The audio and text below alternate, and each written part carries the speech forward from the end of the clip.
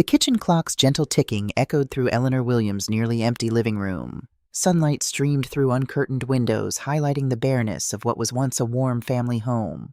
A solitary armchair, a small side table, and a television that had seen better days were all that remained in the space where birthday parties and Christmas mornings had once filled the air with laughter and joy. Eleanor's slender fingers traced the edge of her teacup, one of the few pieces from her wedding china she hadn't sold yet. The doorbell's unexpected ring startled her. Eleanor carefully placed her teacup down, smoothed her faded dress, and made her way to the door. The familiar silhouette visible through the frosted glass panel sent a wave of both comfort and anxiety through her chest. Bill, Eleanor's voice caught slightly as she opened the door to her younger brother. What a surprise! Bill Patterson stood on her doorstep, his tall frame imposing despite the softness in his eyes. The family resemblance was unmistakable, the same determined jawline, the same intelligent blue eyes, though Bill's hair had retained more of its original sandy color, while Eleanor's had turned completely silver. Just thought I'd check in on my big sister. His casual tone didn't match the concern in his eyes as he stepped inside and took in the barren living room. It's been too long. Eleanor's hands fluttered nervously as she followed his gaze around the empty space. I've been simplifying. You know how it is at my age. Less to dust. Bill's expression tightened. Simplifying Ellie, where's Mom's grandfather clock? The dining table, your bookshelf.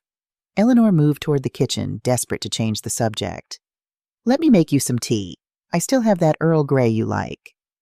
The kitchen told an even starker story. A single pot sat on the nearly empty stove. Bill opened the refrigerator door to find nothing but half a carton of milk, some apples past their prime, and a container of generic yogurt. Ellie, what's going on? This isn't simplifying, this is... Bill's voice trailed off as he spotted a stack of envelopes tucked behind the toaster. Before Eleanor could stop him, he reached for them. Bank statements, withdrawal notices, account transfers. Chioi tai sao chi lai song tiu ton tine vai lung hu tan da son in dollars.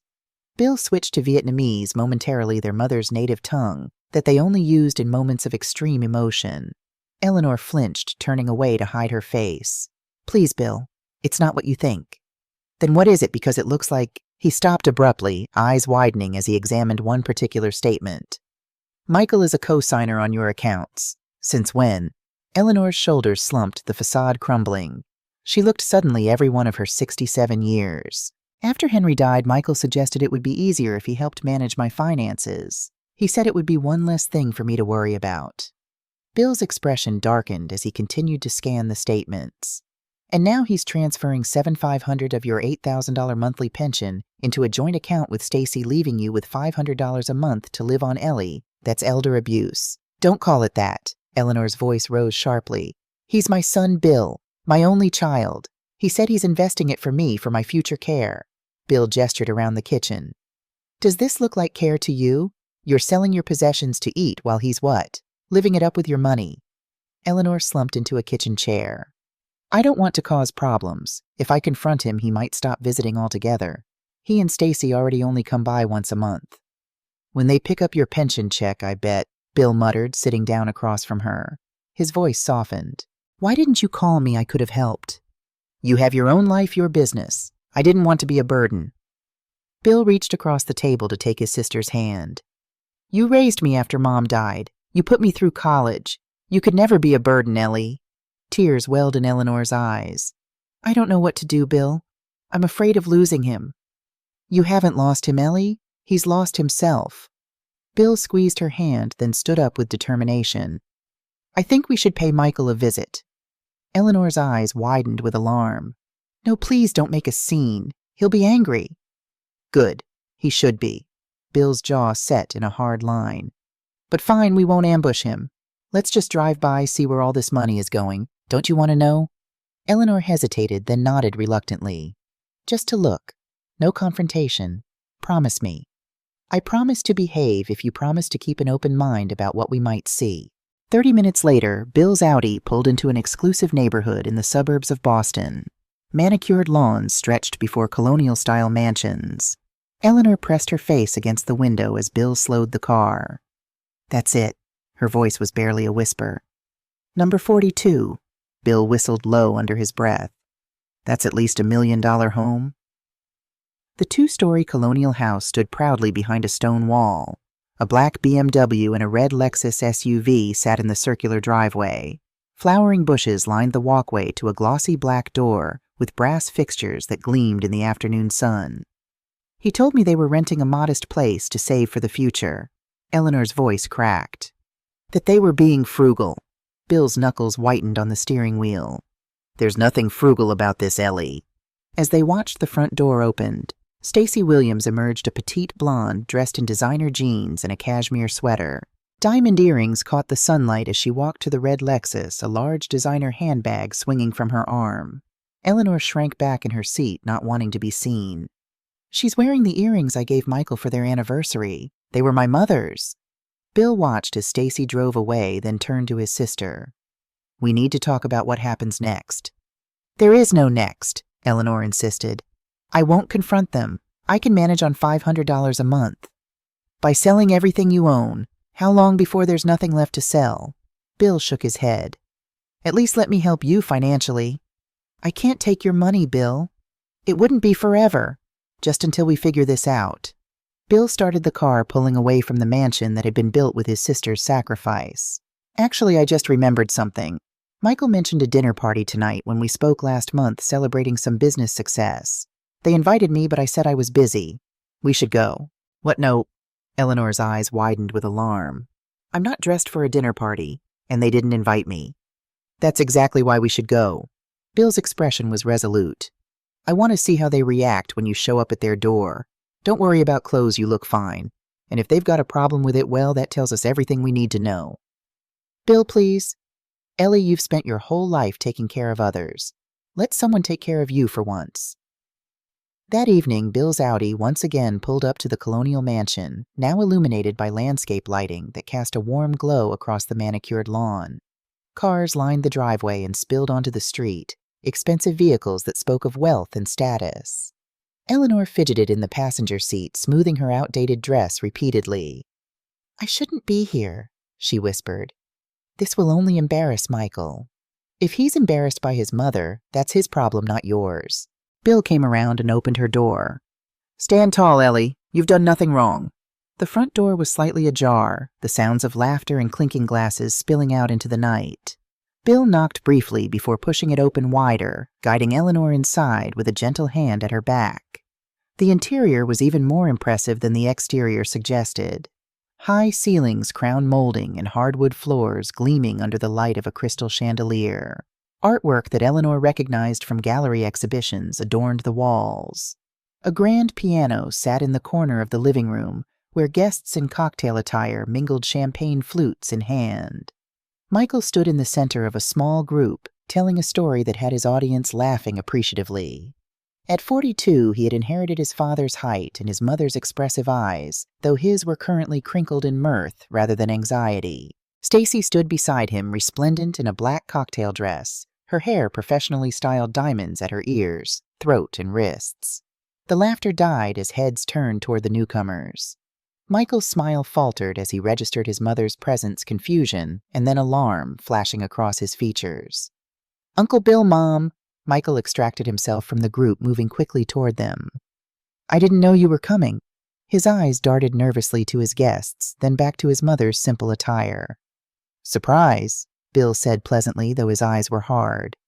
Your mother and I were catching up today, and I mentioned your celebration. Hope you don't mind us crashing. Of course not, it's just... Michael ran a hand through his hair, clearly flustered. I would have sent you a proper invitation if I'd known you were interested. Interested in celebrating my son's success? Why wouldn't I be? Eleanor's voice was soft but steady. She looked around the grand space that had been furnished with her pension. This is a beautiful home, Michael. Before Michael could respond, Stacey appeared at his side, her smile not quite reaching her eyes. Eleanor, what a surprise. She air-kissed her mother-in-law's cheek. You should have called ahead. We could have arranged a car service for you. Bill was kind enough to drive me, Eleanor replied, noting how Stacey's eyes darted to her simple dress and worn shoes. Well, come in, come in. Stacey's smile remained fixed as she guided them further into the party. Everyone's having such a wonderful time. Michael just closed a major investment deal at work. That's wonderful, Eleanor said sincerely. I always knew he'd be successful. As they moved through the crowd, Eleanor felt the curious stares. She heard whispers behind manicured hands. She was clearly the most underdressed person at the gathering, a fact that seemed to distress Michael more than it did her. "Mom, why don't we get you something to drink?" Michael steered her toward the bar set up in the dining room away from the main crowd. "White wine? Just water, please." Eleanor took in the enormous dining table that could seat 16, the sideboard laden with expensive-looking appetizers, the crystal decanters of amber liquor. "You've done very well for yourself, Michael." Something like guilt flickered across Michael's face. "It's been a good year." "Clearly." Bill accepted a whiskey from the bartender, his gaze never leaving his nephew's face. "Real estate investments must be booming." "It's not just real estate anymore," Michael replied, regaining some of his earlier confidence. "I've diversified. Stocks, bonds, private equity." "Impressive." Bill nodded. "Must require significant capital to get started in private equity." Michael shifted uncomfortably. "I've been fortunate."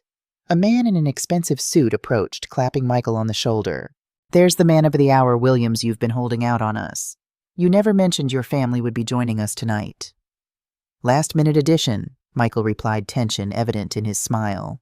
"Mom, Uncle Bill, this is James Harrington, my division head."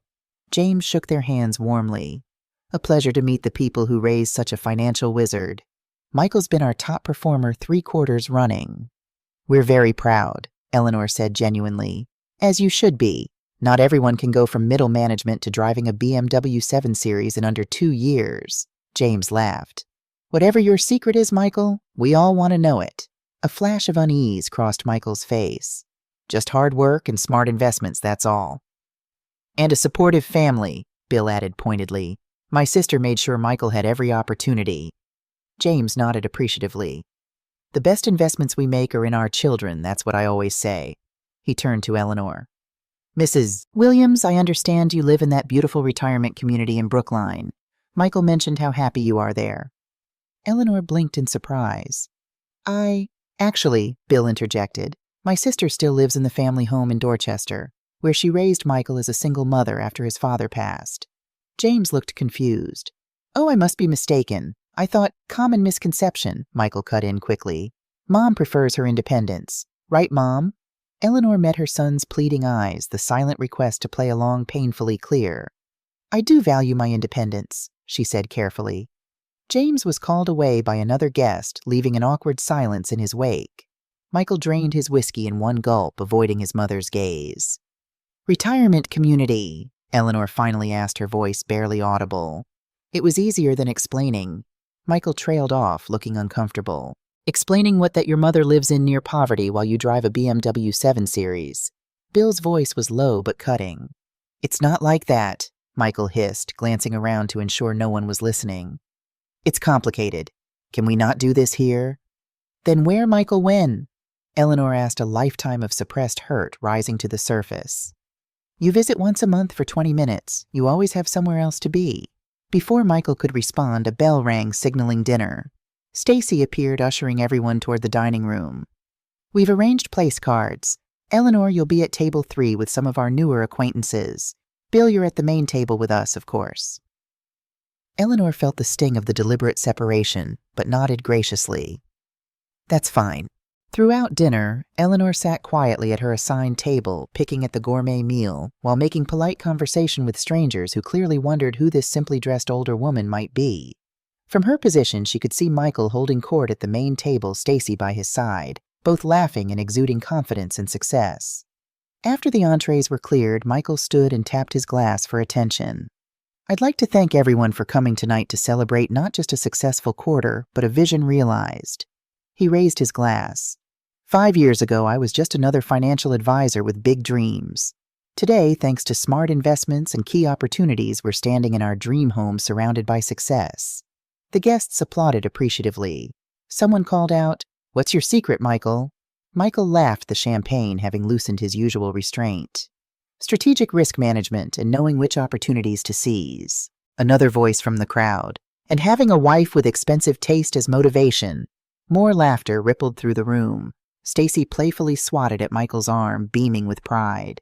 "It's true," Michael acknowledged with a grin. Stacy deserves the best, and making that happen has been my greatest motivation. He wrapped an arm around his wife's waist. When we got married, I promised her the world, and I intend to deliver. How do you keep up with her shopping habits? Someone else called out teasingly. Michael's smile widened, the champagne now fully in control of his discretion. I gave all the money from my mother to my wife.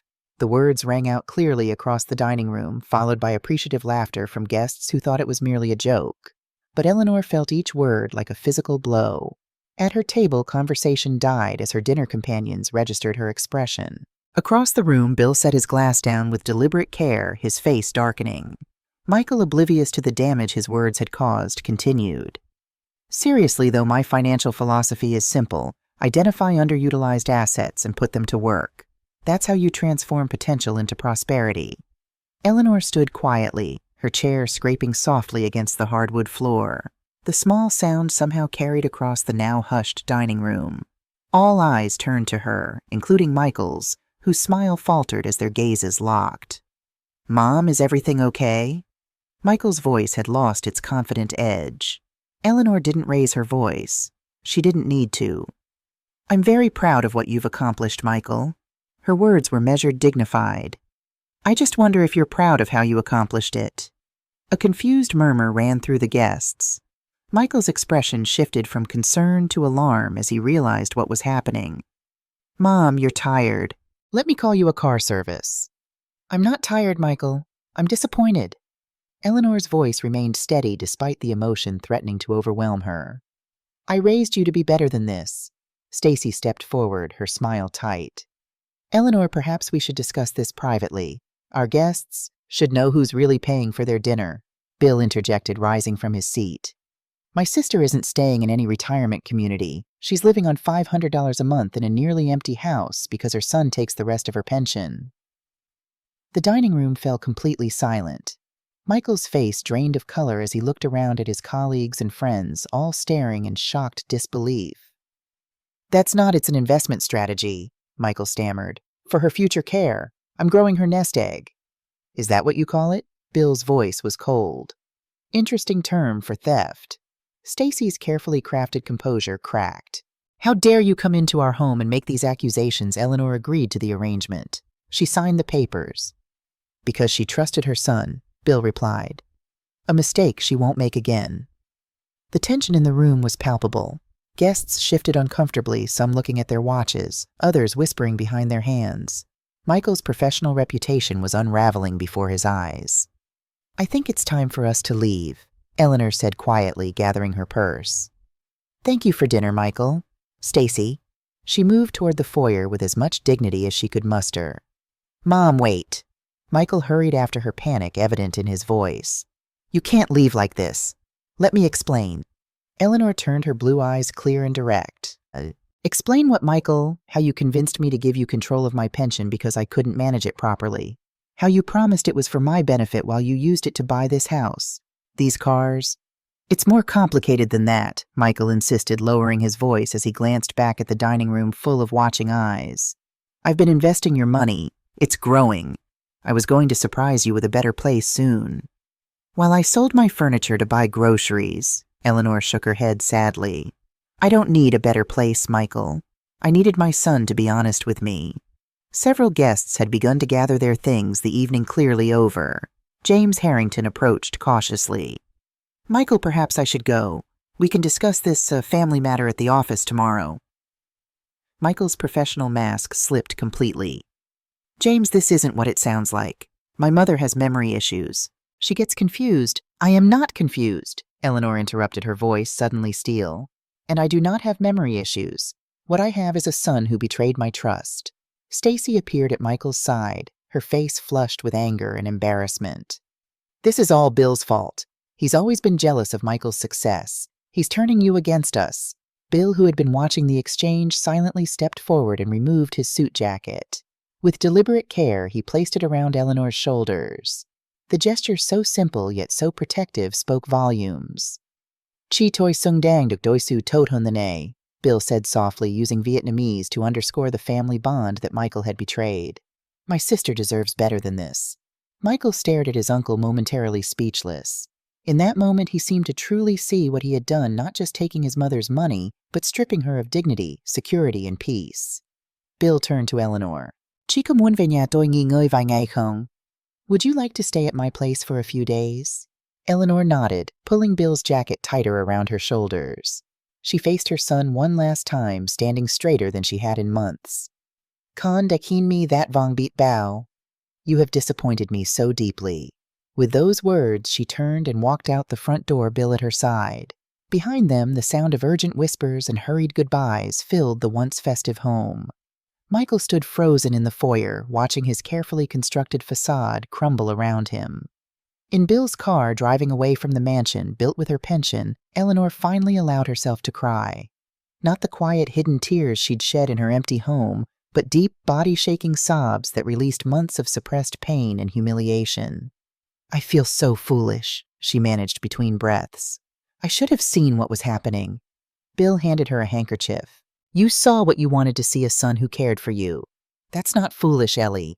That's love. He looked right into my eyes when he told me he was investing my money for my future." Eleanor wiped her tears. "Meanwhile, I've been selling my wedding china piece by piece to buy food." "It stops now," Bill said firmly. "Tomorrow we're going to the bank. We're getting your name removed from those joint accounts. We're setting up new accounts that only you can access. He'll be angry. Good. He should be angry at himself." Bill's hands tightened on the steering wheel. "And there's something else you should know. I've had suspicions about Michael's sudden wealth for months now. That's why I hired a private investigator to look into his finances." Eleanor's head snapped up in surprise. "You did what?" "I was worried, Ellie. The math didn't add up. Michael's salary as a financial advisor, even a successful one, couldn't possibly support the lifestyle he's been flaunting." "What did you find out?" "The investigator discovered that Michael and Stacy have been living far beyond their means for years. Designer clothes, luxury cars, exotic vacations, all funded by debt. And your pension." Eleanor stared out the window at the passing streetlights, her reflection a pale ghost against the darkness. "All this time I've been protecting him, making excuses, telling myself he was busy with his important job, his successful life." "He is your son. You love him." Bill's voice softened. "But loving someone doesn't mean letting them exploit you." "What happens now?" "Now." Bill reached over to squeeze her hand. "Now you get your life back, your dignity, your independence. And Michael gets a chance to remember the values you raised him with, if he's wise enough to take it." Eleanor nodded slowly, drawing a deep breath. For the first time in months, she felt a curious lightness. The shame and fear that had been her constant companions were being replaced by something else, a quiet determination that had been dormant for too long. "You know," she said thoughtfully, "there's something I haven't told Michael, something I've never told anyone except Henry." Bill glanced at her curiously. "What's that?" A small secret smile played at the corners of Eleanor's mouth. "That pension isn't all I have." Bill raised an eyebrow, intrigued. "What do you mean?" "Henry was always smarter than people gave him credit for. After his first heart attack, when he knew his time might be limited, he made some arrangements." Eleanor's voice grew stronger as she spoke. "Life insurance policies, investment accounts in my name only, a small inheritance from my mother that I never touched." "Ellie, are you saying—" "I'm saying that Michael has been stealing the only money he knew about. But it's not all I have." Eleanor sat up straighter in her seat, Bill's jacket still draped protectively around her shoulders. "Not even close." Bill let out a low whistle, then began to laugh, a laugh of relief, of admiration, and of the sweet anticipation of justice to come. As they drove through the night toward Bill's home and the beginning of her new chapter, Eleanor felt something she hadn't experienced in a very long time: power. Not the harsh power of dominance that Michael had wielded over her, but the quiet, unshakable power of a woman who has endured, survived, and emerged with her essence intact. Silence is not absence, Eleanor thought to herself. Silence is choice. Silence is strength dressed in satin. And now that silence was over. The first light of dawn was breaking as Bill's car pulled into the driveway of his elegant brownstone. Eleanor watched the sky transition from indigo to pale gold, a visual reminder that even the darkest nights eventually yield to morning. In that moment, she made a promise to herself: no more selling off pieces of her life to survive. No more diminishing herself to protect others from the consequences of their actions. No more silence when she should speak. Better to leave as myself than stay as someone else's mistake. As Bill helped her from the car, Eleanor straightened her shoulders and lifted her chin. The woman who stepped into Bill's home wasn't the same one who had opened her front door to him just hours earlier. This Eleanor walked with purpose, her eyes clear and focused on what lay ahead rather than what lay behind. The time for tears had passed. The time for reclaiming what was hers had just begun. Morning light filtered through unfamiliar curtains as Eleanor woke in Bill's guest bedroom. For a moment, disorientation clouded her mind before the events of the previous night rushed back. Michael's careless confession, the shocked faces of dinner guests, her own quiet dignity as she walked away from her son's betrayal. The weight of it all pressed against her chest, yet alongside the pain was something unexpected relief. The secret she'd carried for months was finally exposed to the light. A soft knock on the door preceded Bill's entrance, bearing a tray with coffee and toast. "How are you feeling?" "Like I've woken from a long, unpleasant dream." Eleanor pushed herself upright against the pillows. The guest room was tastefully appointed, not opulent like Michael and Stacy's home, but comfortable and welcoming. "You were exhausted. Slept through the night and half the morning." Bill set the tray across her lap, then took a seat in the armchair by the window. "I've been busy while you slept. Made some calls, set some things in motion." Eleanor sipped the coffee, grateful for its warmth and normalcy. "What kind of things?" "For starters, I spoke with my attorney. We have an appointment at 11 to discuss your financial situation and legal options." Bill's expression was resolute, brooking no argument. "And before you object, this isn't charity. This is family." Eleanor's phone buzzed on the nightstand, Michael's name flashing on the screen for the 6th time since morning. "He's been calling continuously. Should I answer?" "Not yet. Let him stew in his own mess for a while." Bill's tone softened at Eleanor's conflicted expression. "I know he's your son, Ellie, but right now he needs to feel the consequences of his actions." 2 hours later, Eleanor sat across from Patricia Winters, a sharp-eyed attorney with 3 decades of experience in elder law and financial abuse cases. The cool professionalism in Patricia's office, all clean lines and muted colors, matched the attorney's demeanor as she reviewed the documents Bill had provided. "Mrs. Williams, what your son has done constitutes financial exploitation under Massachusetts law."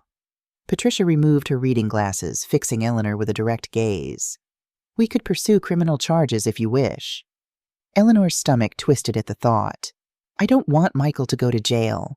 I want him to understand what he's done and make amends." "That's your prerogative." Patricia made a note in her leather-bound portfolio. "At minimum, we'll file for immediate cessation of his access to your pension, revoke all powers of attorney, and demand full financial accounting and restitution." Bill leaned forward. "We should also discuss the other accounts, the ones Michael doesn't know about." Patricia's eyebrow arched with interest. "Other accounts?" Eleanor drew a deep breath, ready to share the secret she'd kept for so long. "After my husband Henry died, I received substantial life insurance payments and an inheritance from my mother. Those funds were placed in separate accounts under my name only." She removed a small notebook from her purse, flipping to a page filled with account numbers and passwords in her neat handwriting. "Henry always insisted we have a financial contingency plan that only I would know about. For a rainy day, he used to say." Patricia reviewed the information, her professional composure momentarily slipping. "Mrs. Williams, based on these figures, your actual net worth is approximately $3.2 million, Eleanor finished quietly, plus 3 income-producing properties that Henry purchased through a separate LLC. Bill's jaw slackened in astonishment. "Ellie, why didn't you tell me all those months struggling on 500? Pride, I suppose, and hope that Michael would come to his senses without intervention." Eleanor's hands twisted in her lap. "I wanted to believe he was actually investing my pension as promised, that he had my best interests at heart." Patricia closed the notebook with a decisive snap. "Your financial situation changes our strategy considerably, Mrs. Williams. You're not a destitute victim. You're a wealthy woman whose son has stolen a portion of her assets." "I never thought of it that way." Eleanor's perspective shifted her posture, straightening imperceptibly. "Well, you should." Patricia's voice was firm but kind. "And more importantly, your son needs to understand that as well." As Patricia outlined their legal strategy, Eleanor found her mind drifting to the master bedroom closet in her nearly empty house, where a weathered shoebox contained the last photographs of Michael as a boy, smiling innocent, his eyes untainted by greed. The son who once picked dandelions for her from the yard, who cried when she was sad, who promised to take care of her when he grew up. Where had that boy gone? The afternoon slipped away in a flurry of paperwork and planning.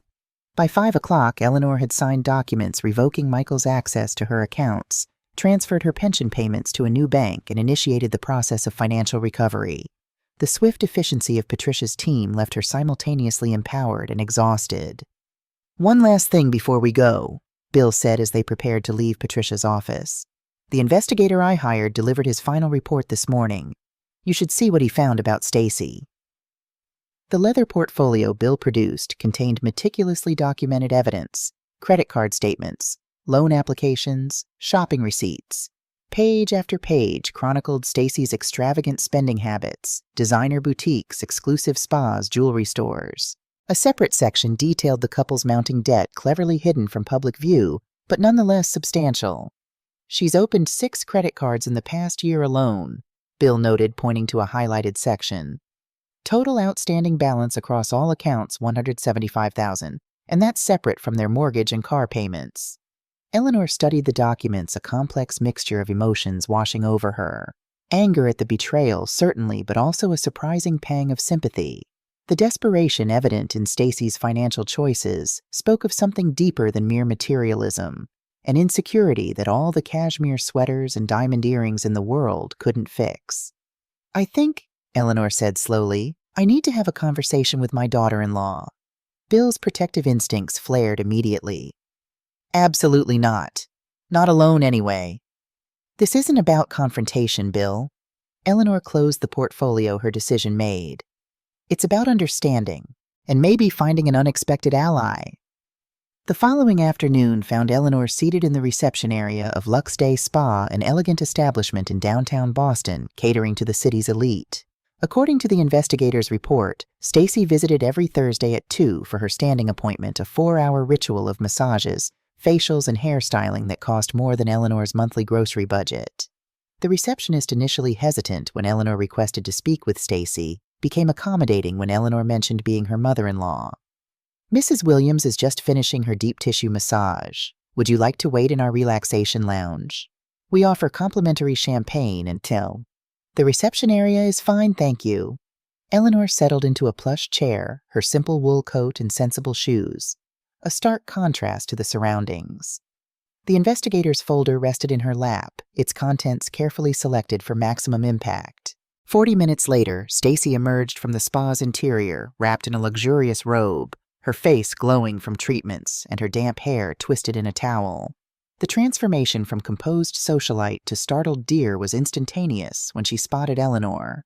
"Eleanor, what are you doing here?" Stacy's voice pitched higher than normal, her eyes darting around as if seeking escape.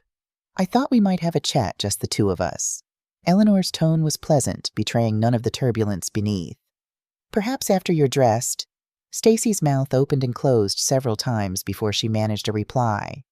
"This isn't a good time. I have appointments all afternoon, including one at Neiman Marcus at 4:30. Eleanor consulted a piece of paper from her folder.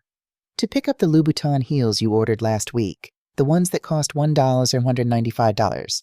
The color drained from Stacy's face. "Why don't you get dressed, dear? We'll go somewhere private to talk." 20 minutes later, they sat in a quiet corner of an upscale cafe across the street, Stacy now fully clothed, but no less unsettled. She fidgeted with her wedding ring, avoiding Eleanor's steady gaze. "If you're here to yell at me about the other night, you should save your breath." Stacy's defensive tone belied the nervousness evident in her posture. "Michael has everything under control." "Is that what he told you?" Eleanor placed the folder on the table between them. "Because according to this, neither of you has anything under control." Stacy stared at the folder as if it might bite. "What is that supposed to be?" "Evidence." Eleanor opened it, revealing the first page of credit card statements. 6 credit cards maxed out, personal loans from 3 different lenders, a home equity line of credit that's nearly depleted. "All in your name, Stacy." The younger woman's face cycled through emotions. Shock, anger, fear, before settling on defiance. "That's private information. You have no right." "Does Michael know the extent of your debt?" Does he know you've been hiding financial statements from him? Eleanor turned another page. Does he know about the secret storage unit where you keep the shopping bags and boxes so he won't realize how much you're spending? Stacy's defiance crumbled, replaced by naked panic. Please don't tell him. He'll leave you, Eleanor finished gently. The way you two have left me to fend for myself. Tears welled in Stacy's eyes, mascara threatening to run. It wasn't supposed to be like this. We were just borrowing the money until Michael's investments paid off. We were going to pay you back with interest. Kondoa ta beat kondang no what's up to bayin and $100 to too high Michael beat kong. Eleanor slipped into Vietnamese, the language carrying the weight of familial disappointment that English couldn't convey. Stacy's confusion at the unfamiliar words was palpable. I don't understand what you're saying. I'm saying I know about your debt. All 175,000 of it. Eleanor closed the folder her point made. And I'm wondering if my son knows. Stacy's shoulders slumped in defeat. No, he doesn't know how bad it's gotten. He thinks we're just overextended on the mortgage. If he knew the truth, then you understand my position. The betrayal, the loss of trust. Eleanor leaned forward. But I'm not here to threaten or punish you, Stacy. I'm here to offer you a choice. Hope flickered across Stacy's face. What kind of choice? You can continue down this path, lying to Michael, accumulating debt, using my pension to fund a lifestyle you can't afford. Eventually it will collapse around you. Bankruptcy, divorce, public humiliation. Eleanor paused, letting the scenario sink in. Or you can help me recover what belongs to me, attend financial counseling, and start fresh with honesty and moderation. Stacy stared into her untouched cappuccino. Why would you help me after what we've done? Because I see something familiar in you, the fear of not being enough, of not belonging. Eleanor's voice softened. I felt that way once, a young widow trying to raise a son in a world that seemed designed for couples. But the designer labels and expensive cars won't fill that emptiness, Stacy. Something shifted in the younger woman's expression, a crack in the carefully constructed facade. I grew up poor, food stamps and secondhand clothes. Kids at school called me charity case. Her manicured fingers trembled around her cup. I swore I'd never go back to that. Never feel ashamed of what I couldn't afford. And now you're drowning in shame over what you can't afford to pay back. Eleanor reached across the table, covering Stacy's hand with her own. There's another way to live with dignity that comes from within, not from price tags. A tear slipped down Stacy's cheek, followed by another. I don't know how to do that. I don't know how to stop. Then let me help you learn. Eleanor squeezed her hand gently. But first you need to help me. By the time they left the cafe, Stacy had agreed to provide Eleanor with complete information about the family finances, including account access and transaction history. In exchange, Eleanor would help Stacy develop a debt repayment plan and keep the extent of her shopping addiction private from Michael, at least for now. There's something else you should know, Eleanor said as they prepared to part ways. Something Michael doesn't know either. Stacy looked up, curiosity overriding her emotional exhaustion. I'm not as financially dependent as he believes. Eleanor held Stacy's gaze steadily. In fact, I could pay off all your debt tomorrow and barely notice the difference. Stacy's jaw dropped. What are you talking about? That's a longer conversation for another day. But remember, this appearances can be deceiving. I let Michael believe I needed his financial management because I trusted him. That trust was misplaced. As Eleanor walked away, she felt Stacy's stunned gaze on her back. The sensation was oddly empowering, a reminder that she was not the frail, dependent mother Michael had manipulated, but a woman of substance reclaiming her power. Bill was waiting in his car around the corner, concern etched across his features. How did it go? Did she give you trouble? Quite the opposite. Eleanor settled into the passenger seat, a small smile playing at her lips. I believe I've found an unexpected ally in my daughter-in-law. Stacy, the woman who's been spending your pension on designer handbags. Bill's incredulity was palpable. Forgive me for being skeptical, Ellie. Sometimes people surprise you when given the chance. Eleanor fastened her seatbelt, ready for the next phase of their plan. Now there's a property I'd like to visit before dinner. 30 minutes later, Bill's car pulled up before an elegant high-rise in Boston's Back Bay neighborhood. The doorman recognized Eleanor immediately, greeting her with warm respect. Mrs. Williams, it's been a while. How are you?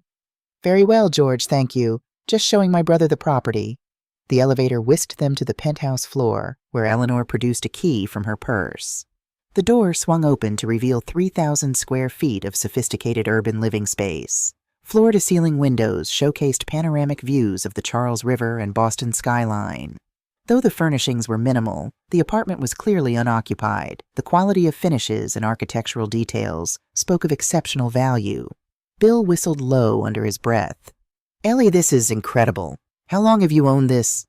Henry bought it as an investment 15 years ago. We've had tenants until recently. The last lease ended 3 months ago, and I decided to keep it vacant while considering options. Eleanor moved through the space with the confidence of ownership trailing her fingers along marble countertops. It's valued at approximately $2.5 million now. Bill shook his head in amazement. And Michael has no idea. None whatsoever. Eleanor paused by the windows, gazing out at the city she'd called home her entire life. Henry set up the property under an LLC. The rental income goes directly into one of my private accounts. What are you planning to do with it? Eleanor turned something decisive, hardening in her expression. I'm moving in. Bill's eyebrows shot up. Here, but what about your house? All your memories with Henry are there. The memories are in my heart, not in the walls. Eleanor's voice was gentle but firm. That house has become a reminder of Michael's betrayal, how he watched me sell off my possessions piece by piece while he lived in luxury. I need a fresh start somewhere that represents my true financial position. As they explored the penthouse further, Eleanor outlined her vision, updating the kitchen, repainting the bedrooms, furnishing the space with quality pieces that would last. Not ostentatious like Michael and Stacy's home, but elegant and comfortable, reflecting her own taste rather than desperation. I'll help, of course. Bill's enthusiasm was infectious. We can hire a designer, get contractors started right away. First things first. Eleanor's expression grew serious once more. Before I can begin this new chapter, I need to close the old one. It's time to confront Michael directly. The following morning brought a certified letter to Michael and Stacy's colonial mansion, requesting Michael's presence at Patricia Winter's office at 11 sharp. The formal language and legal letterhead left no doubt about the seriousness of the matter. At precisely 11, Michael strode into the attorney's conference room, the confidence in his stride belied by the anxiety in his eyes. He faltered momentarily upon seeing not just Eleanor and Bill, but Stacy already seated at the table alongside Patricia. What's going on? Why is everyone here?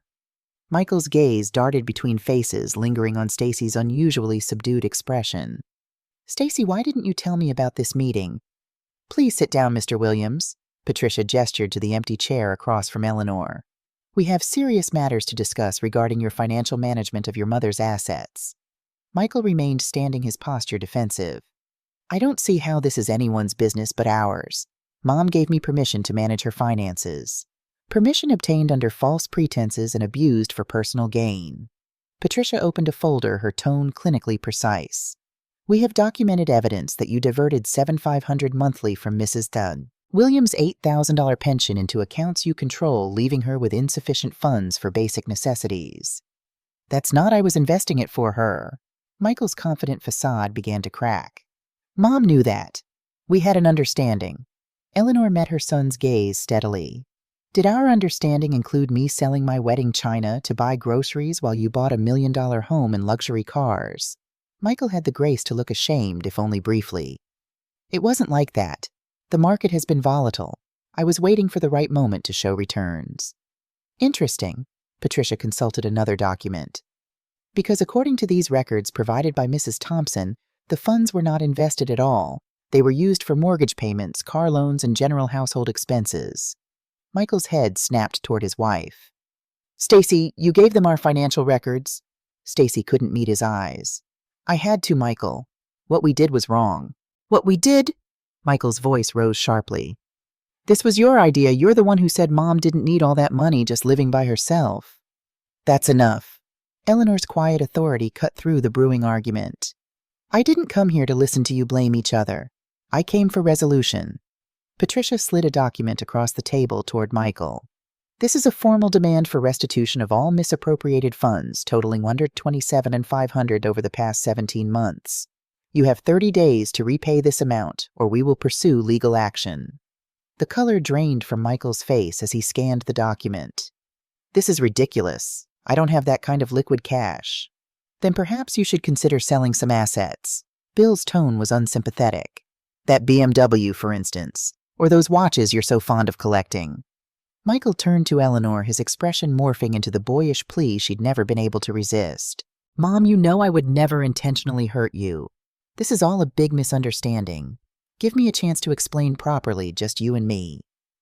For a heartbeat, Eleanor felt the familiar tug of maternal protection, the instinct to shield her child from consequences, to believe the best, despite evidence to the contrary. Then she remembered the empty refrigerator, the sold furniture, the quiet humiliation of poverty, while her son flaunted wealth purchased with her sacrifice. I've given you 17 months of chances, Michael. 17 months during which you watched me struggle without offering help. Eleanor's voice remained level, though emotion threatened to break through. Now it's time for you to experience consequences. You're my mother, Michael said incredulously. You can't seriously be threatening legal action against your own son. I'm not just your mother. I'm a person who deserves respect and honesty. Eleanor straightened in her chair. Something you seem to have forgotten. Michael's desperation shifted to anger. This is all Uncle Bill's doing. He's always been jealous of my success, always trying to turn you against me. Bill's expression remained impassive in the face of this accusation. Is that what you call success? Michael stealing from your mother, lying to your colleagues about where she lives. Those sound like the actions of a con man, not a successful businessman. Michael turned his attention to Stacy, eyes narrowing. And you, siding with them against your own husband, after everything I've done to give you the life you wanted. Stacy flinched but held her ground. The life I wanted shouldn't have come at your mother's expense. We were wrong, Michael. Both of us. Patricia cleared her throat, reclaiming control of the meeting. Mr. Williams, your family dynamics are not my concern. My concern is recovering my client's assets and ensuring her financial security moving forward. You have 30 days to respond to this demand for restitution. Michael sagged into the chair, the fight visibly draining from him. Even if I wanted to, I can't come up with that much money in 30 days. We're overextended. Perhaps you should have considered that before diverting your mother's pension to fund your lifestyle. Patricia's tone held no sympathy. However, Mrs. Williams has authorized me to present an alternative arrangement should you be willing to meet certain conditions. Hope flickered in Michael's eyes. What conditions? Eleanor leaned forward. Complete financial transparency. Return of all misappropriated funds on a payment schedule you can manage. Attendance at family counseling sessions, and a formal public apology to me at a family gathering of my choosing. Michael absorbed these terms, weighing his limited options. And if I agree to these conditions, then I won't pursue legal action that could impact your professional reputation and career. Eleanor's gaze was unwavering. This is your opportunity to make amends, Michael. Not just to me, but to yourself. To become the man I raised you to be. The silence that followed was heavy with decades of family history sacrifices made and taken for granted, love extended and exploited trust given and betrayed. In that suspended moment, Eleanor saw something shift in her son's expression, a crack in the entitled armor he'd constructed, revealing a glimpse of the boy she'd once known. I'll do it, Michael finally said, his voice subdued. Whatever it takes to make this right. Patricia nodded briskly. I'll draw up the necessary agreements. In the meantime, Mrs. Williams has one more matter to discuss with you both. Eleanor took a deep breath, preparing to reveal the secret she'd kept for so long. There's something you should know about my financial situation, Michael. Something that might surprise you. With measured calm, she outlined the full extent of her assets, the life insurance proceeds, the investment accounts, the 3 properties, including the Back Bay penthouse. As she spoke, Michael's expression transformed from resignation to disbelief to shock.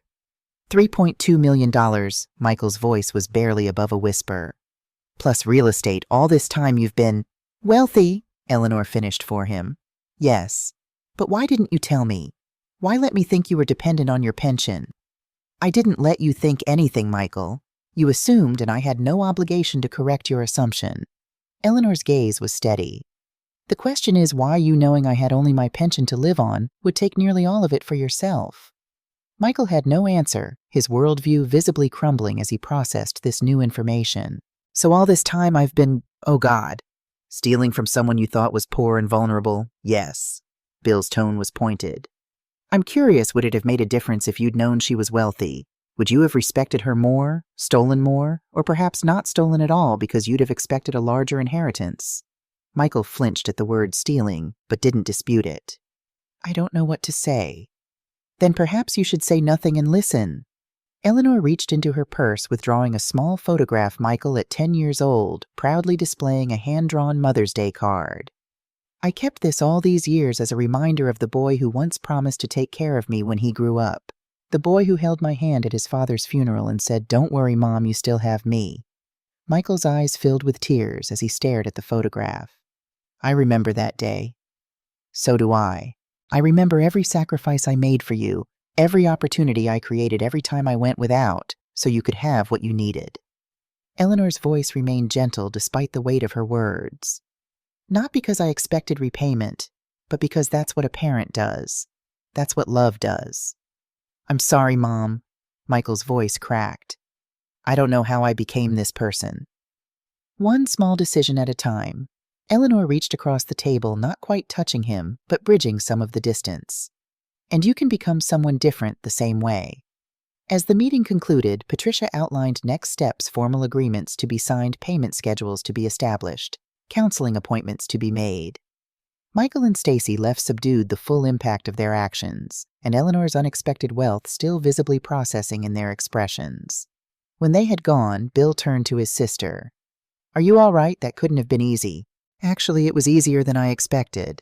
Eleanor gathered her belongings, a sense of closure settling over her. For months, I've been afraid of confronting Michael, afraid of losing my son. But I realize now that the son I was afraid of losing was already gone. The man he's become is someone I barely recognize. People can change, Ellie. Yes, they can, and I hope Michael does. Eleanor's smile held both sadness and resolution. But my happiness can't depend on whether he chooses to become a better man. I have my own life to reclaim. That evening, Eleanor stood in the empty penthouse as sunset painted the Boston skyline in shades of gold and crimson. Bill had left to handle some business matters, promising to return with dinner. Alone with her thoughts, Eleanor moved through the spacious rooms, mentally arranging furniture, planning color schemes, imagining a future shaped by her own choices rather than by others' exploitation. Her phone chimed with an incoming text from Stacy. Thank you for today. For the first time in years, I feel hopeful instead of terrified. Michael and I have a lot to work through, but we're talking honestly. That's a start. Eleanor smiled softly at the message. Perhaps there was hope for her daughter-in-law after all. And if Stacy could find the courage to change, maybe Michael could too. As twilight descended over the city, Eleanor Williams stood at the threshold of a new chapter, not as a victim, but as a woman reclaiming her power, her dignity, and her future. The path ahead wouldn't be easy. Relationships damaged by betrayal didn't heal overnight. Trust once broken required more than apologies to restore. But for the first time in months, Eleanor felt the weight of secret shame lifting from her shoulders. She was not alone. She was not powerless. And most importantly, she was not defined by her son's betrayal or her status as his mother. She was Eleanor Williams, widow, mother-teacher survivor, a woman who had faced the worst kind of betrayal and emerged with her spirit intact.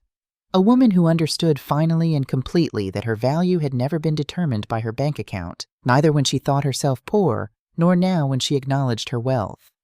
Always know where your seat is, she thought, recalling her mother's favorite advice. And if they don't offer you one, make your own table.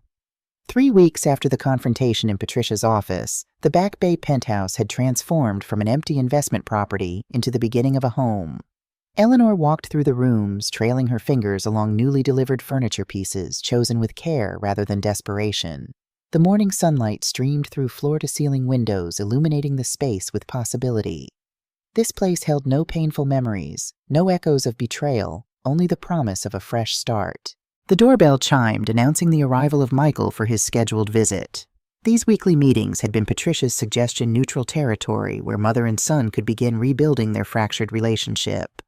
Eleanor smoothed her silk blouse, a small luxury she'd allowed herself after years of making do, and opened the door.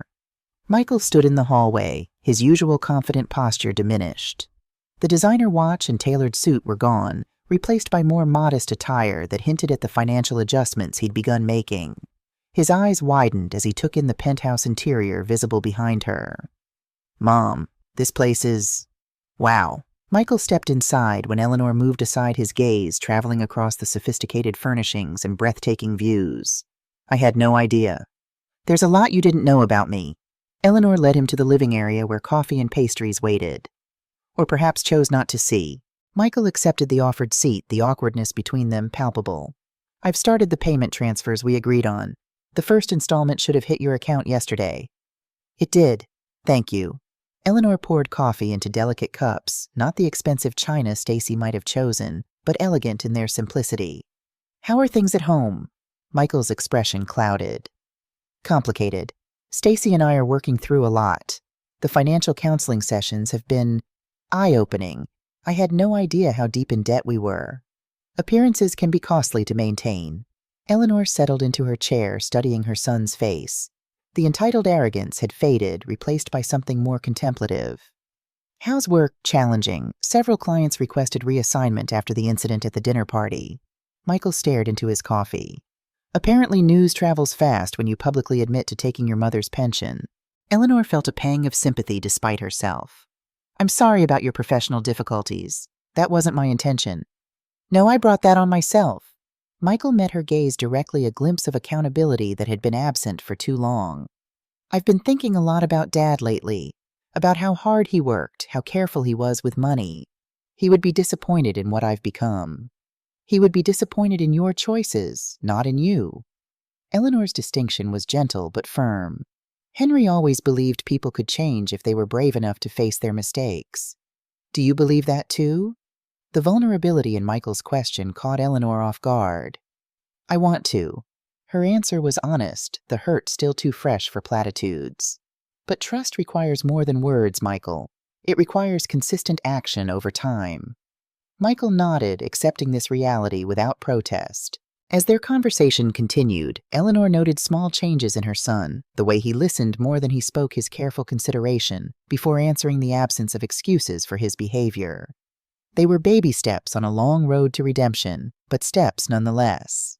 After Michael left, promising to return the following week with the financial documents they'd discussed, Eleanor stood at the window watching the city below. People moved through their days carrying invisible stories of triumph and failure, connection and betrayal. Somewhere in that urban tapestry, Stacy was attending her weekly therapy session, confronting the childhood insecurities that had manifested as compulsive spending. Somewhere else, Bill was meeting with contractors about renovations to the penthouse kitchen. And here, 67 floors above Boston, Eleanor Williams was learning to balance justice with mercy, accountability with forgiveness, independence with connection. The delicate equilibrium of a life being rebuilt. 2 days later, Eleanor sat across from Dr. Langford, the family therapist Patricia had recommended. The office was deliberately calming, soft colors, comfortable seating, gentle lighting that invited honesty without demanding it. "You've made remarkable progress in establishing boundaries, Eleanor." Dr. Langford reviewed her notes from their previous sessions. "How are you feeling about your decision to move forward with the family gathering?" "Nervous." Eleanor's hands twisted in her lap, an old habit resurfacing despite her newfound confidence. "It's one thing for Michael to apologize to me privately. It's another to acknowledge what he did in front of extended family. Yet you feel this step is necessary." "I do." Eleanor's resolve strengthened as she spoke. "His actions weren't just a private betrayal. He created a false narrative about me to our entire family, that I was being cared for, that I was comfortable. The truth deserves the same audience the lies had." Dr. Langford nodded thoughtfully. "And you're prepared for the range of reactions this might provoke.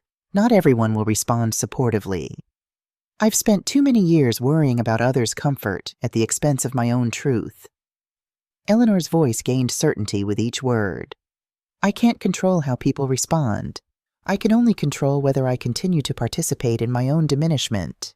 The therapist smiled, recognizing the growth these words represented. "You've come a long way from the woman who first walked into my office, the one who blamed herself for her son's exploitation." "I had good help." Eleanor acknowledged both the therapist's role and her own inner strength, and a timely reminder that silence isn't always a virtue. When Eleanor left the session, she felt lighter, more certain of the path ahead. The family gathering was scheduled for the following weekend, a carefully planned event that would serve multiple purposes. The public apology from Michael was only one aspect. Equally important was Eleanor's official introduction as the woman she truly was, not the diminished version others had been allowed to see. The day of the gathering arrived with crystalline autumn sunshine streaming through the penthouse windows. Eleanor moved through her morning routine with deliberate calm, selecting a sapphire blue dress that complemented her silver hair and brought out the clarity in her eyes. The catering staff arrived at 11, transforming her dining area into an elegant buffet setting. Bill appeared shortly after his presence, a steadying force as final preparations were made. Nervous, Bill straightened a flower arrangement unnecessarily, his own anxiety showing through small gestures. Surprisingly, no. Eleanor checked her reflection, applying a final touch of lipstick. For the first time in months, I feel completely certain about what I'm doing. By 1 o'clock, the penthouse filled with family members and close friends. The expressions as they entered ranged from admiration to confusion to outright shock, particularly from those who had believed Michael's fiction about Eleanor living in a retirement community. Cousin Martha from Providence couldn't stop exclaiming over the view. Uncle Frank kept asking in increasingly less subtle ways how Eleanor could afford such a place. Longtime family friends who had witnessed her seemingly diminished circumstances exchanged whispers behind napkins. Michael and Stacy arrived last, both subdued in demeanor and dress. They moved through the gathering with careful politeness, accepting drinks but barely touching them, engaging in conversation when approached but initiating little. The weight of what was to come hung over them like an invisible cloud. When all 30 guests had arrived, Bill gently tapped his glass, calling for attention. The room quieted expectations hovering in the air. Eleanor moved to the center of the gathering, her posture straight, her gaze steady as it swept across the familiar faces. Thank you all for coming today. It means more than you know to have my family together in my new home. Her voice carried clearly, betraying none of the emotion churning beneath her composed exterior. Many of you have expressed surprise at seeing me here in these circumstances. That's understandable given what you've been led to believe about my situation. A ripple of murmurs moved through the crowd. Curiosity piqued. The truth is both simpler and more complicated than you might imagine. Eleanor gestured to Michael, who stepped forward with visible reluctance. My son has something he wishes to share with you all. Michael cleared his throat, his face pale but resolved. All eyes turned to him, sensing the importance of whatever was to come. Thank you for being here today. I've asked my mother for the opportunity to address all of you because I owe her a public apology for my public deception. The room fell utterly silent, the ambient city noise outside the only reminder that the world continued beyond this moment of reckoning. For the past 17 months, I've been taking my mother's pension, almost all of it, leaving her with only $500 monthly to live on. Michael's voice wavered slightly but held. I told her I was investing it for her future. Instead, I used it for my own benefit, for our home, our cars, our lifestyle. Gasps and murmurs erupted around the room. Cousin Martha's hand flew to her mouth in shock. Uncle Frank's bushy eyebrows shot upward. Family friends exchanged glances of disbelief and dismay. During this time, my mother was selling her possessions, furniture, dishware, even personal mementos to afford basic necessities. Michael continued each word, visibly difficult but necessary. I knew this was happening and did nothing to stop it. In fact, I deliberately created a false narrative about her living situation to hide the truth from all of you. Stacy moved to stand beside him, her hand finding his in a show of solidarity that required its own kind of courage. I was complicit in this deception. I benefited from Eleanor's money while knowing she was struggling. There's no excuse for our behavior, only regret and a commitment to make amends. The reactions around the room varied widely, shock from some, anger from others. Tearful disbelief from those who had known Eleanor longest. Uncle Frank muttered something that sounded suspiciously like, "should be ashamed," into his beard. A cousin's wife who worked in banking was explaining in hushed tones to those nearby how this constituted financial abuse. Michael raised his hands slightly, acknowledging the reactions, but asking for the chance to finish. What many of you don't know, what I didn't know until recently, is that my mother is actually a woman of considerable means. The pension I took was only a portion of her assets.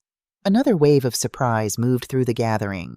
Eleanor watched the shifting expressions, the recalculations happening behind eyes that had viewed her through the lens of pity or dismissal. My actions were wrong regardless of her financial situation, Michael continued. I betrayed her trust in the most fundamental way possible. I prioritized my desires over her needs. I failed as a son and as the man she raised me to be. He turned to face Eleanor directly, his voice steadying as he reached the heart of his apology. Mom, I am deeply sorry for the pain I caused you, for taking advantage of your trust, for allowing you to struggle while I lived in comfort purchased with your sacrifice. I cannot undo what I've done, but I promise to spend the rest of my life working to rebuild what I've broken, both your trust and my own integrity. The silence that followed held the weight of decades of a mother's love and sacrifice, of a son's betrayal, and remorse of a family witnessing the most private kind of reckoning made public by necessity. Eleanor stepped forward, taking Michael's outstretched hands in her own. Thank you for your honesty today. It's the first step on a long journey for both of us. She turned to address the gathered family and friends, her voice stronger, now infused with the authority she'd reclaimed. I wanted you all to hear this directly, because healing happens in the light, not in shadows. For too long I allowed shame to keep me silent, shame that wasn't mine to carry. Bill moved to stand supportively at her side as she continued. Today marks a new chapter not just for Michael and me, but for how I choose to live the remaining years of my life. With honesty, with boundaries, with the dignity that comes from standing in my truth rather than accommodating others' comfort. Aunt Judith Henry's sister and the family matriarch at 82 pushed forward through the crowd with tears streaming down her weathered cheeks. Eleanor, if I had known, why didn't you tell any of us? Pride, perhaps, or the hope that the situation would resolve itself without intervention. Eleanor squeezed the older woman's hand gently. But I'm done with silence now. Done with making myself smaller to accommodate others' expectations. The gathering gradually transformed from shocked witness to active support system. Relatives who had accepted Michael's narrative without question now approached Eleanor with genuine remorse. Friends who had noticed her dwindling resources but hadn't known how to help offered belated but heartfelt assistance. The burden of secrecy lifted with each honest conversation, each tear shed, each promise of future vigilance. As the afternoon progressed, Eleanor found herself in a quiet corner with Stacy observing the shifting dynamics across the room. How are you holding up? Eleanor studied her daughter-in-law's face, noting the absence of the designer makeup that had once been her armor. Better than I expected. Stacy sipped sparkling water, another change from her previous habits. The therapy is helping. So is the financial counseling. I'm learning to separate my worth from what I own. That's a difficult lesson at any age. Michael told me about the trust provisions that we'll only receive our inheritance if we continue counseling and financial responsibility for 5 years. Stacy's smile held rueful acceptance. It's fair. We've proven we can't be trusted with sudden wealth. It's not about punishment. Eleanor watched Michael across the room, deep in conversation with Bill. It's about giving you both the time and structure to heal whatever drove you to these choices in the first place. Stacy nodded, a new wisdom in her expression. I never thanked you properly for seeing past my behavior to what was beneath it, for offering help instead of just judgment. We're family, Stacy. Complicated, imperfect, but still family. Eleanor patted the younger woman's hand. Besides, I recognize the fear that drives compulsive spending, the desperate attempt to prove your worth through possessions. I felt that after Henry died, like I needed to compensate for being suddenly incomplete. How did you move past it? Time, perspective, realizing that all the cashmere sweaters in the world couldn't fill the Henry-shaped hole in my life. Eleanor's gaze drifted to the photograph of her late husband displayed on a side table. Eventually, I understood that my worth wasn't diminished by his absence. It just took different forms. The following morning brought unexpected news. Michael called early, his voice tense with controlled emotion. Mom, I need your advice. James Harrington called from the office. They're conducting an internal audit of all client accounts I've managed. Eleanor's stomach tightened with concern. Because of what happened with my pension. Partly, but also because a client filed a complaint about discrepancies in their statements. Michael exhaled heavily. Mom, I didn't just mismanage your money. I've been cutting corners with client accounts too. Nothing illegal exactly, but definitely unethical, exaggerated returns, hidden fees, investments that benefited me more than them. The confession hung in the air between them, another layer of deception unveiled. Eleanor closed her eyes briefly, absorbing this new disappointment. What are you going to do? The right thing for once. Michael's voice firmed with resolve. I'm going in this morning to disclose everything before the audit finds it. I'll probably lose my job, maybe my license, but I can't keep living with secrets. It will be difficult, professionally and financially. Yes, but necessary. A pause, then words that suggested genuine growth. I keep thinking about something Dad used to say, that the measure of a person isn't whether they make mistakes, but how they face them when they can no longer be hidden. Eleanor remembered Henry saying those exact words to a teenage Michael after he'd been caught cheating on a math test. He would be proud of your choice now, even while grieving the choices that made it necessary. After they disconnected, Eleanor sat with this new development, recognizing its significance. Michael choosing ethical transparency over self-protection represented a fundamental shift, a reclamation of values that had been buried beneath ambition and entitlement. The next month brought both challenges and progress. Michael, as expected, lost his position at the financial firm, but avoided regulatory penalties by cooperating fully with the investigation. The professional fallout was substantial. Former colleagues distanced themselves. Industry connections, cooled references vanished. Michael found himself starting over professionally at 42, a humbling experience that continued the process of dismantling his entitlement. Eleanor watched this process from a careful distance, supportive but not enabling, concerned but not controlling. During their weekly meetings, she observed subtle but significant changes. Michael's growing willingness to discuss failures without defensiveness, his emerging ability to sit with discomfort rather than avoiding it, his gradual relinquishment of status symbols that had once defined his identity. By the second month, Michael had secured a position at a small ethical investment firm specializing in socially responsible portfolios. The salary was less than half what he'd earned before the office, modest, the client list small but principled. It feels strange, Michael admitted during a Saturday morning visit to the penthouse. Working for people who value transparency over profit margins.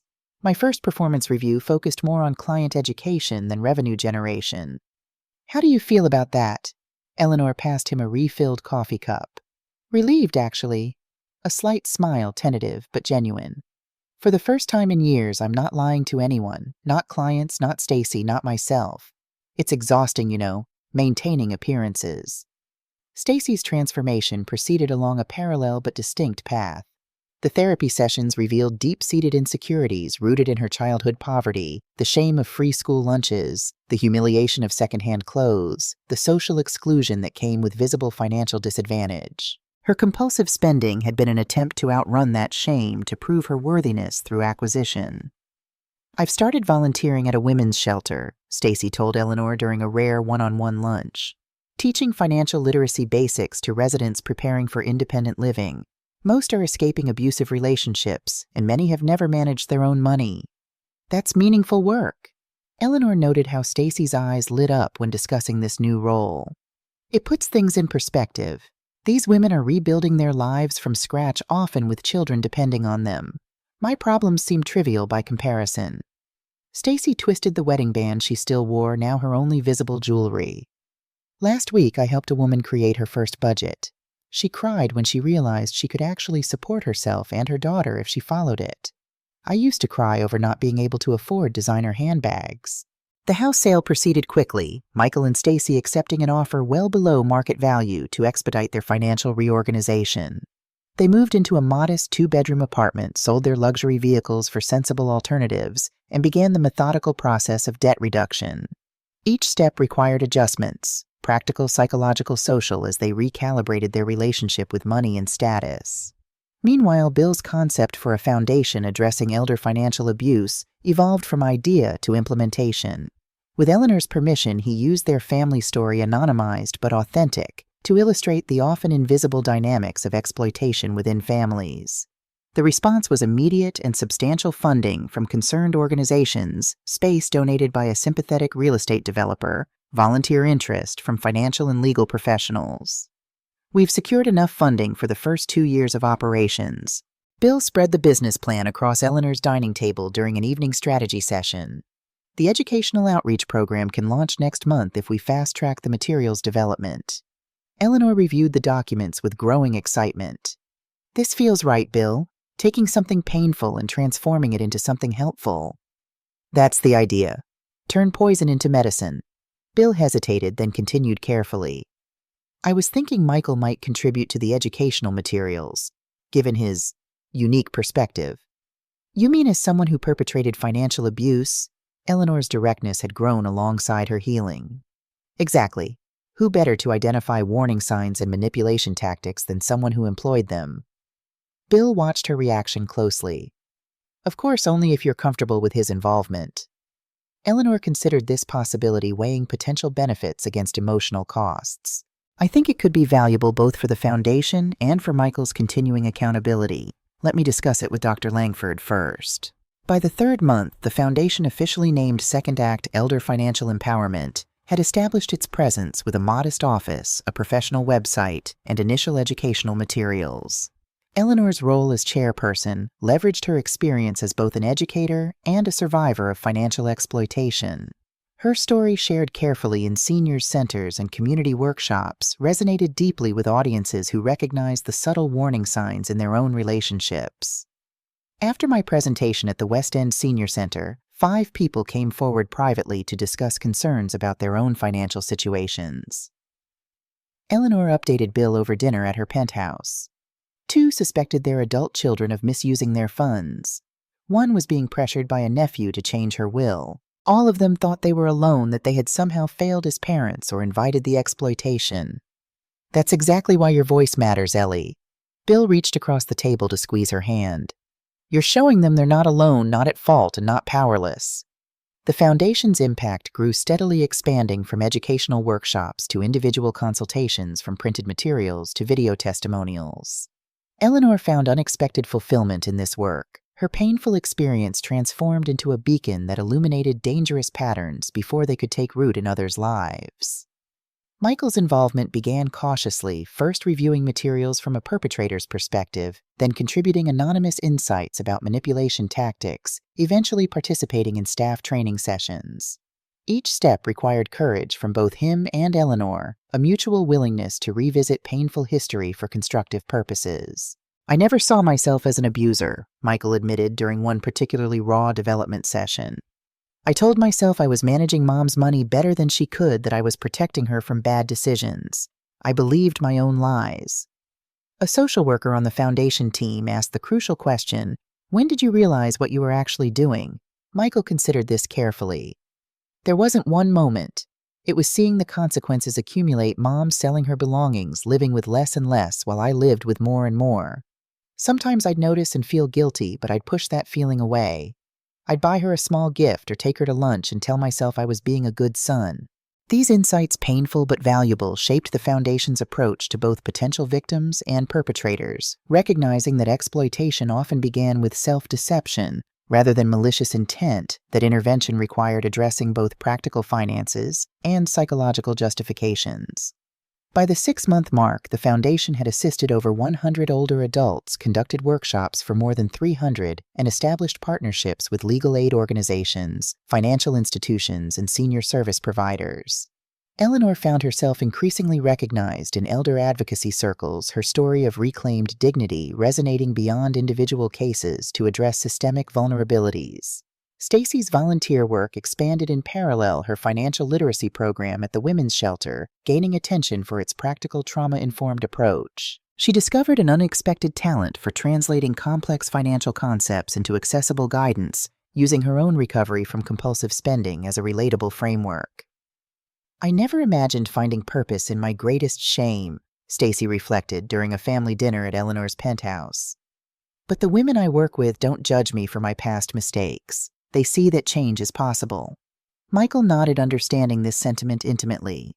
The hardest part isn't the external consequences, losing status or possessions or professional standing. It's facing yourself honestly, recognizing how far you've strayed from your values, and finding your way back. Eleanor added, her gaze moving between them. Not to who you were before, but to who you can become now. On a crisp December morning, Eleanor hosted a small breakfast gathering at the penthouse. Michael and Stacy arrived first, followed by Bill and Patricia Winters, who had transitioned from attorney to friend and foundation board member. The occasion marked 6 months since the confrontation that had changed their family forever. As they settled around Eleanor's dining table, the conversation flowed more naturally than it had in months, touching on foundation developments, Michael's progress at the ethical investment firm, and Stacy's expanding volunteer program. The atmosphere, while not entirely free of the past's shadows, held a warmth that had been absent during their early awkward attempts at reconciliation. "I have something for each of you." Eleanor retrieved elegantly wrapped packages from her study. "To mark this milestone." Inside each box was a framed photograph different for each recipient, but connected by theme. Michael received an image of himself at 10, standing proudly beside the science project Eleanor had helped him complete after Henry's death. Stacy showed her on her wedding day the genuine smile of a young woman believing in possibilities. Bill's captured a teenage moment, Eleanor teaching him to drive in their parents' old Buick, both laughing despite his white-knuckled grip on the steering wheel. "Why these particular memories?" Stacy traced the image of her younger self with gentle fingers. "Because they represent authenticity, moments when you were truly yourselves, before fear or greed or insecurity began driving your choices." Eleanor's gaze moved between their faces, seeing the recognition dawn. "I wanted to remind you of who you are at your core, who you can be again." Michael studied his childhood image, emotion tightening his features. "I remember this day. My first science fair after Dad died. I didn't think I could do it without him, but you stayed up all night helping me finish. You won second place." Eleanor smiled at the memory. "You were so proud." "I was proud because you were proud of me." Michael set the frame carefully on the table. "I lost sight of that somewhere along the way, that your approval meant more than anyone else's because it was based on character, not accomplishments." Bill raised his coffee cup in a subtle toast. "To remembering who we are, and to becoming who we can be." The conversation shifted to future plans, the Foundation's expansion into neighboring states, a workshop series Michael was developing on financial transparency, Stacy's proposal for a mentorship program pairing financial abuse survivors with women rebuilding after domestic violence. "I've been thinking about writing a book," Eleanor mentioned, surprising even herself with the public admission of this private consideration. "Not just about financial exploitation, but about reclaiming dignity at any age. About refusing to become invisible as we grow older." "You should do it, Mom." Michael's encouragement was immediate and genuine. "Your story could help so many people." "Our story," Eleanor corrected gently. "The full journey, not just the betrayal, but the healing, too. The possibility of redemption and growth for everyone involved." Michael's eyes met hers, holding a depth of understanding that had been absent 6 months earlier. "I'd support that. Even the parts that show me at my worst. Especially those parts, actually." "Why especially those parts?" Patricia asked, her legal mind always seeking clarification. "Because they're true, and because they show that change is possible." Michael glanced at the photograph of his younger self, then back to his mother. "If my worst mistakes can become part of a story that helps others, then they serve a purpose beyond just shame." As the gathering concluded and their guests departed, Eleanor moved to the balcony, watching snowflakes begin their gentle descent over Boston. The city transformed beneath the subtle accumulation, harsh edges, softened imperfections, temporarily concealed. But Eleanor had learned to value truth over appearances, substance over illusion. The snow might hide the city's flaws, but they remained just as her family's healing process contained both progress and continuing struggle. Michael joined her briefly before leaving, standing beside her in comfortable silence as they watched the snowfall. "Thank you," he said finally, "for the second chance I don't deserve but am working to earn." Eleanor turned to face her son, seeing both the boy he had been and the man he was becoming. "Second chances aren't earned, Michael. They're given. What you do with yours is what matters now." After everyone had gone, Eleanor remained on the balcony, reflecting on the journey of the past 6 months. The transformation had been neither simple nor complete. Trust damaged so profoundly required more than months to fully restore. Patterns established over years didn't disappear in weeks. But the direction had been established, the commitment made the first difficult steps taken by all involved. She thought of the Foundation's growing impact, the elderly widow who had found courage to confront her financially abusive grandson, the retired teacher who had recognized manipulation tactics before signing over property, the adult children now approaching their parents' finances with transparency rather than control. Each story represented potential suffering, prevented dignity, preserved agency, protected. Eleanor's phone chimed with a message from Dr. Langford. Proud of your journey. Your strength is helping others find theirs. The simple acknowledgement brought unexpected tears to Eleanor's eyes, not the bitter tears of betrayal she'd shed 6 months ago, but the complex healing tears of a woman who had faced her deepest fears and found herself capable of survival growth and meaningful contribution. Eleanor moved inside as the snow intensified, closing the balcony door on the winter scene. The penthouse, once just an investment property, had become a true home, not defined by its luxury, but by the healing connection and purpose it contained. The photographs she'd gifted earlier now held places of honor throughout the space, visual reminders of authenticity and possibility. In her bedroom, Eleanor opened the journal Dr. Langford had suggested as part of her healing process. Tonight's entry would be brief, but meaningful. Today I realized that forgiveness isn't forgetting or excusing. It's refusing to let another's actions determine my peace. It's choosing freedom over resentment, possibility over closure. She closed the journal and moved to the window, watching the snow continue its quiet transformation of the cityscape.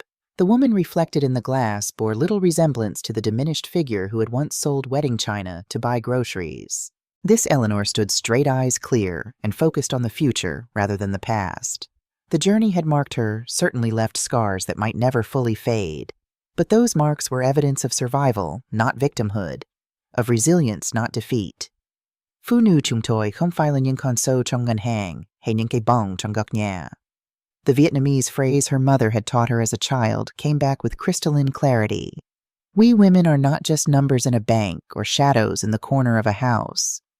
We are the ones who endure, Eleanor whispered to her reflection. We are the ones who rebuild. We are the ones who, when necessary, teach difficult lessons about respect and consequences. The path forward would have its challenges.